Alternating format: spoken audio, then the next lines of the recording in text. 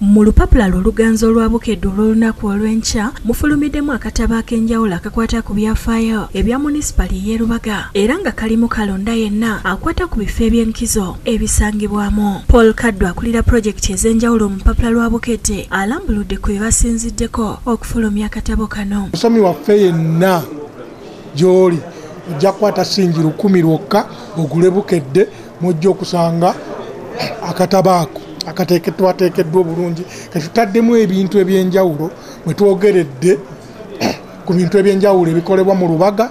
Agamba nti wadde kalimu ebintu bingi ebbeeyi yako tekyuse kasigadde ku nnusu 10 lwokka era nga woolabira bino katuuse dda katale yanguwa wekkaanye ebintu ebyenjawulo ebikalimu.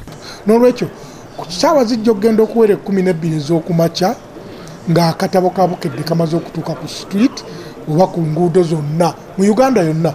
N'olwekyo gwe wonna w'oli osula mu Lubaga wazaalibwayo okolerayo oyita mu buyisi wali wadde weekwata akatabo kano. Lubega Geoffrey ne Sharifa Nakibuuka bakusakidde eggulire lino ku lwa Bukedde TV.